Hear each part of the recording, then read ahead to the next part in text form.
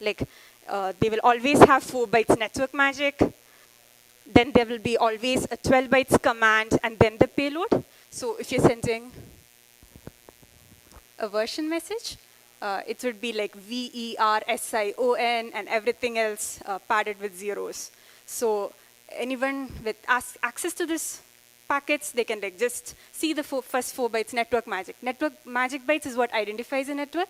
So Bitcoin mainnet would have something different from testnet, so on.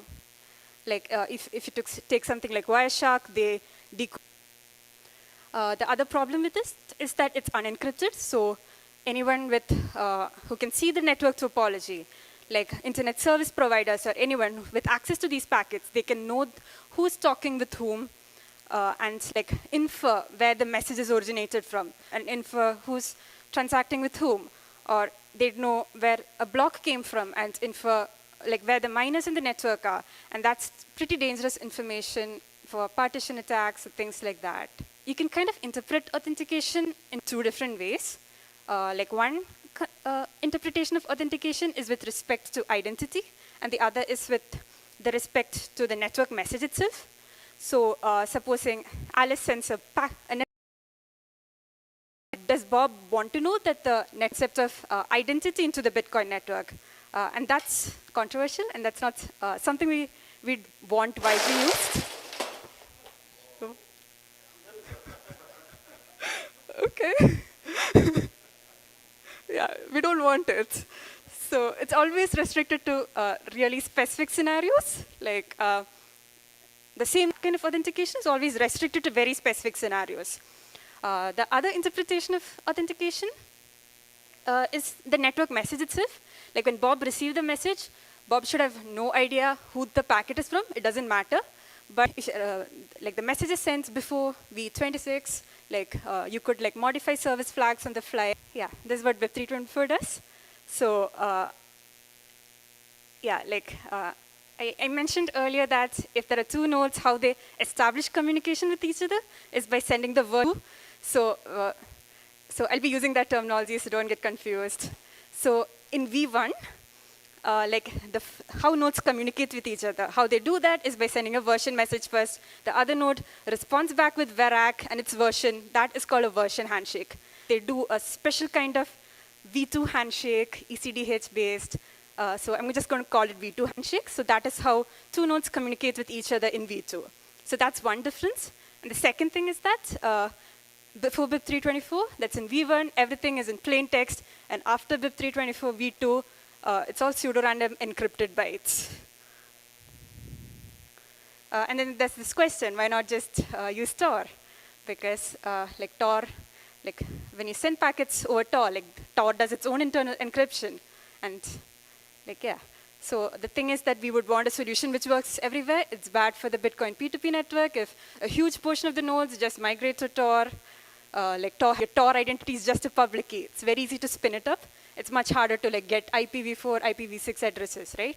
So yeah. So we want a solution which works everywhere, and it should be available to common people who want to use it. So the SecNet service provider or passive observer should be able to tell what the contents of the message are.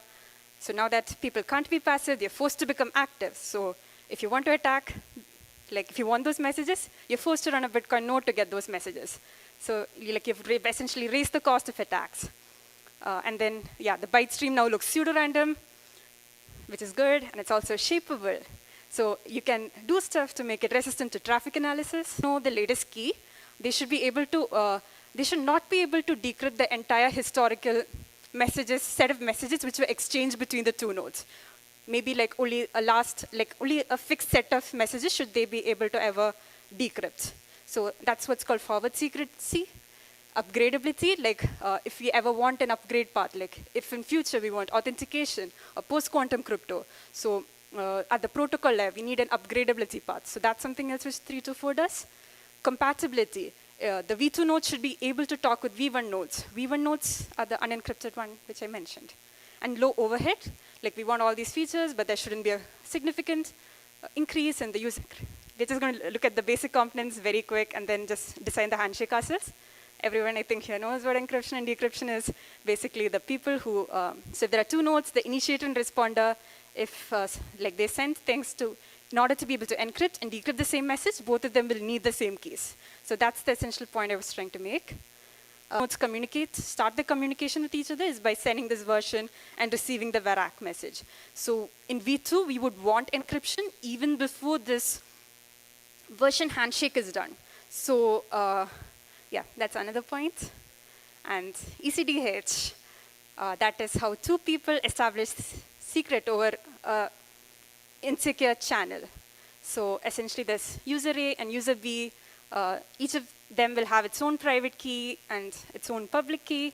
So it's possible for user A and user B to arrive at the same shared secret. If like user A has like a public key, it multiplies it with, and this shared secret will be only known by the two of us, and no one else in the network will be able to know this shared secret.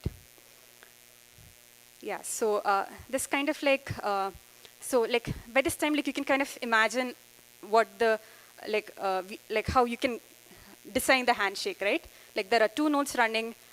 In order to encrypt and decrypt, they need the same shared, same keys in order to be able to encrypt and decrypt. So they do an ECD, encrypt and decrypt all the other messages which happen in the Bitcoin protocol, starting from the version handshake and anything else in the future. Like traffic shapeable, and like no one should be able to detect patterns in it. The problem is that like ECDH starts by sending a public key. Public key has a very detectable pattern.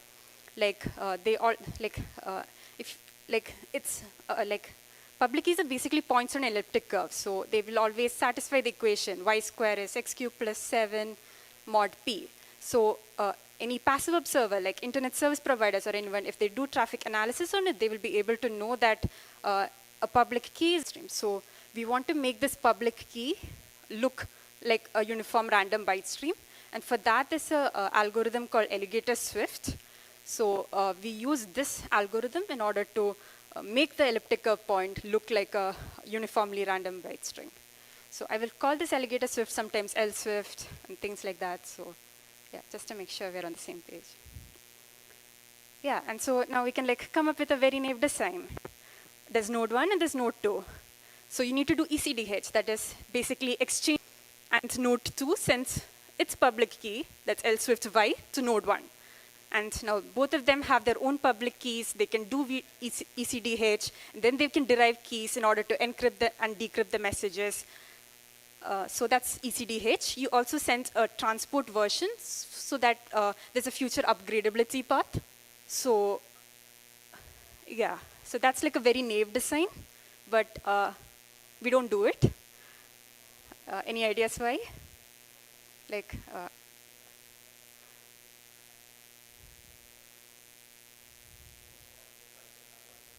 Sorry? Yeah. Detective. It's always, node 1 will always send 64 bytes first to node 2.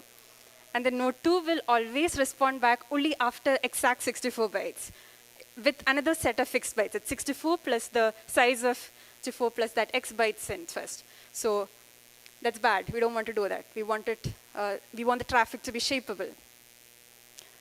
So we also send pseudo-random garbage bytes. Like that's the next approach. So like node 1 sends 64 bytes, and it also sends a lot of pseudo-random garbage to node 2. And node 2 will also respond back with the alligator swift and a lot of garbage.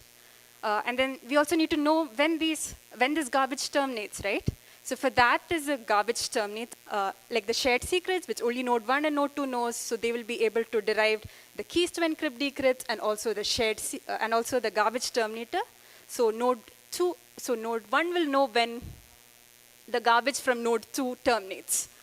And then everything else is the same. Like you still send the transport version, and node 1 also responds back with the terminator and yeah, the transport version.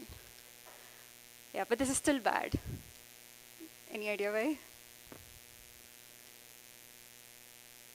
It's again kind of related to in the beginning, node 1 would always send 64 bytes, and then node 2 will respond back only after it received 64 bytes. So it's always like you're sending greater than or equal to 64 bytes, and the response comes back only after greater than or equal to 64 bytes. So best case scenario would be like you don't need to even wait for 64 bytes. Like when you send bytes, immediately the response should be the response from node 2 to come back, right? So so that's like the design we do. So then the question is, how does node 2 know? So there's actually no way to know unless you actually receive the network messages. So node 2 would, like if node 1 is a v1 node, it would send the version message which I talked about in the very beginning first. And the version message, they ION, and then lots of zeros. So that 16 bytes is always fixed. So what node 2 does is, when it receives the alligator Swift bytes, it checks whether there's a mismatch from that first 16 bytes of the node. So when the first mismatch happens, it immediately responds back with the alligator Swift byte. So most cases, the mismatch would happen in the very first byte. So you immediately get a response back from the other node after the first byte itself. That's what happens in most scenarios. So now all the things are encrypted, and they have like a new packet design. So there's the length first, then the contents, and then the MAC tag to authenticate the network messages. And yeah, so also the contents also has this header. It's a 1 byte thing. So if you set it, the whole message will be header bytes. That means that you should ignore the entire message I sent you. So this is helpful in traffic shapeability. So yeah, in very brief, like I talked about the V2 handshake happening first. And then they get the keys to encrypt and decrypt, and then all the P2P messages get exchanged between the nodes. And yeah, they send in a new encrypted format now. So that's what BIP 324 essentially does. And yeah, we can do more. Like this LSwift-based ECDH, which I talked about, it can be done in any kind of protocol where you use ECDH. It's added this as one of the options to do the ECDH. Maybe you could even have it in noise library soon. Yeah, and then yeah, the stack had like recently made this proxy to on. So yeah, so you can like so for light clients, you can use this proxy, which is completely experimental in Python, but it works. Like it's just a like someone is writing it in Rust for production use maybe, but yeah, it's still a prototyping phase. And the proxy would version handshake, would do the initial V2 handshake with the remote node and make it all V2 traffic. And it's V2 traffic which is being broadcasted over the public internet. So no one will be able to understand contents of the message. So like play around with this proxy, like I've essentially put the light client code and also the proxy code, so you can like literally run it on the REPL. And like there's a lot of cool traffic shaping stuff which can be done now because of the LSwift handshake and like all that header byte thing which you can do to, there's like a there's a special property of LSwift using which you can like fix the first 32 bytes and still the mapping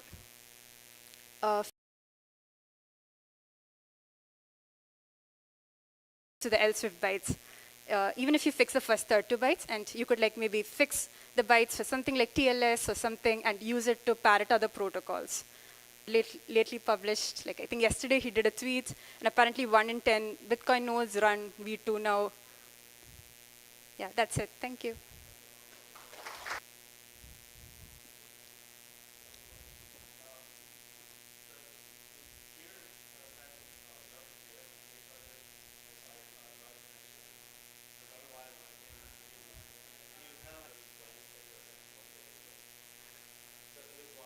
That BIP 324 is not like a perfect solution. Like, oh yeah, so he was asking like whether BIP 324 would like protect you against timing and in the traffic when you receive walk. So still like clever people doing the traffic.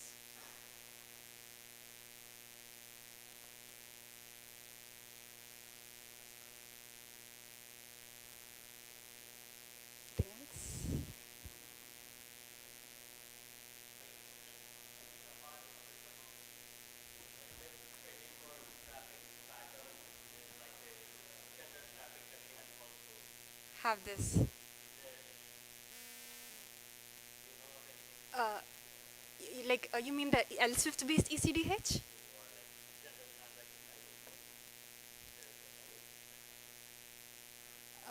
Not the L Swift based one. Anything.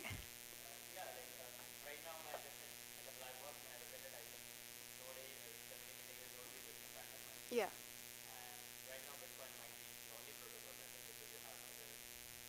Ah.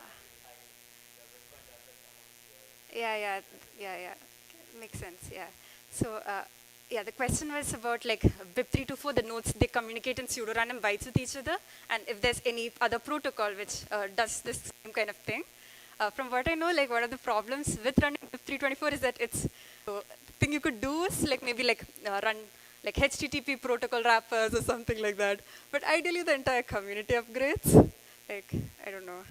It's a good question.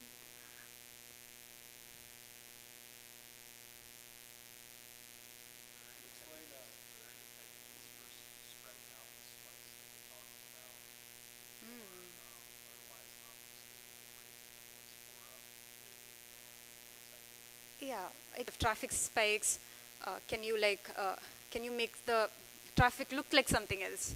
So we could use the header bytes, like which I talked about. Like if you set it, the packet will be ignored. So like you could run a client which sends lots of these fake thing and make the people think, yeah, it's decoy traffic.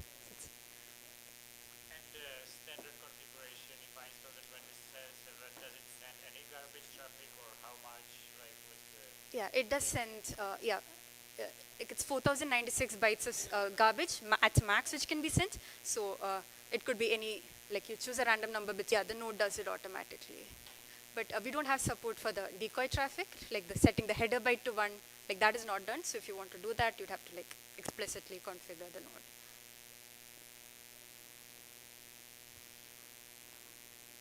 I guess that's it.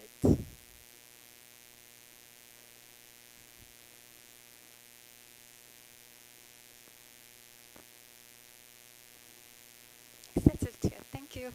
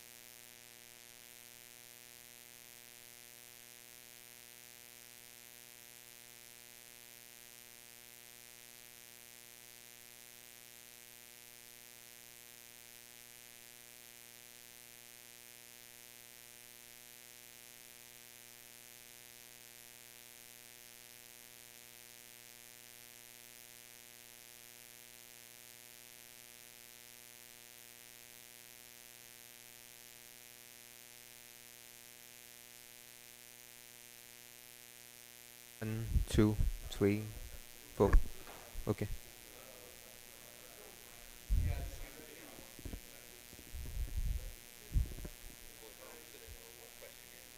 Okay.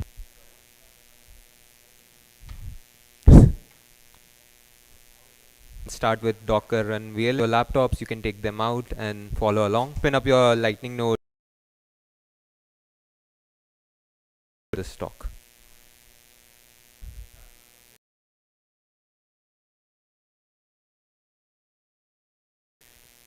I'm Lakshya Singh. You can and I travel a lot, talk a lot, and codes a lot. Yeah. Okay. So this is the what it typically looks like. Can I have the pointer? What's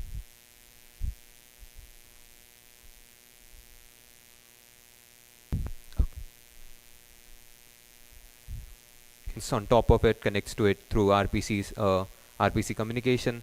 Then there's a UTXO, which is keeps the to it and get this information out. It's on top of everything, which the Lightning keeps the state of both the nodes, the signer and the signer in it, so that whenever parts of what will look like a good Lightning system and the Lightning storage server. So you download the Bitcoin core, then you download the Lightning core Lightning code base. Then for them, because it's a lot of operations when you have to compile the code yourselves. So this saves. So what we are planning to do is save you the manual labor of doing all this, and just do a simple command that will run it up for you to start the daemon services. So we hate exercise, right? Uh, we don't like to do exercise as well. So what will make it easier? So you just need to have Docker installed on your systems. So you download the Docker engine on Mac OS and Windows. You can use Docker Desktop to run things. So is there someone following along over here? Demo like that? Oh, right. Okay. The VLS containers repo. So this contains all the Docker images for. Okay. So let me just pull in my terminal over there. Wait, I will just duplicate my screen just a second.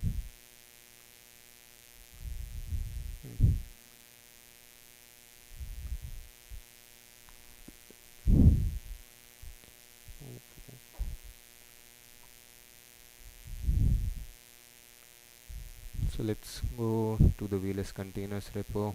Okay. So I'm in the VLS containers repo now. So the VLS daemon, the Lightning daemon, the Bitcoin daemon, and the compose file for the network. So there is the basic. We are in the testing phase right now. So not able to see the screen. Okay. So what I will do is so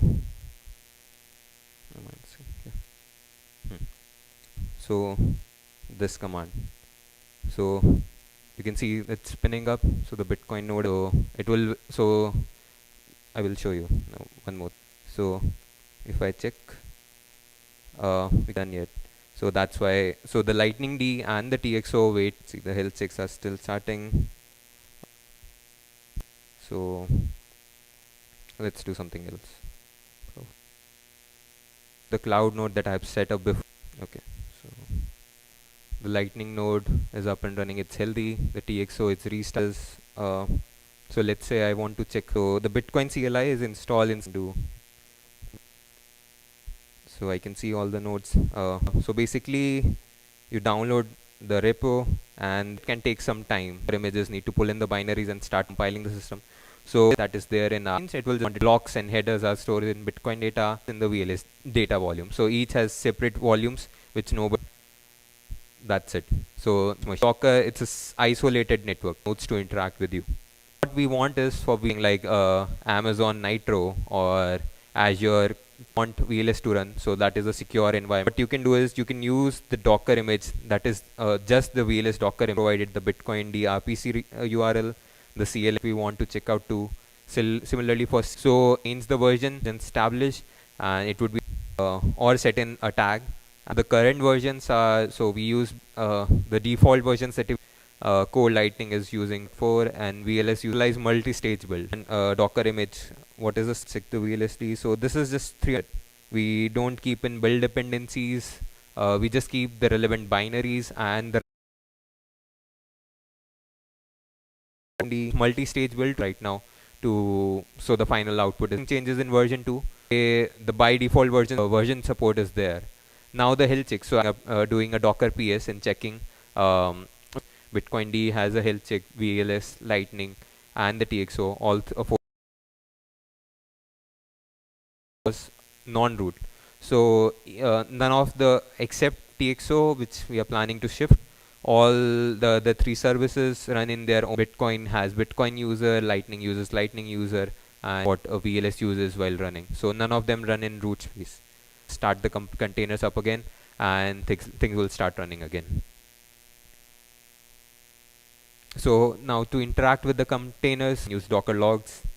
It really happens with Lightning nodes. They go down, and it's you can do a delete a Docker volume. You can do Docker volume rm, the volume name, and then recreate the volume and start the service up again. These are the few commands. Basically, all the services have their own CLI, which can be used to node. Okay, so yeah. So now if I check Docker exec, testnet summary, so I can see the number of gossipers is 4, and if it was possible, yeah. So the Lightning node doesn't hold the keys anymore. The VLS is the one built from there. Okay.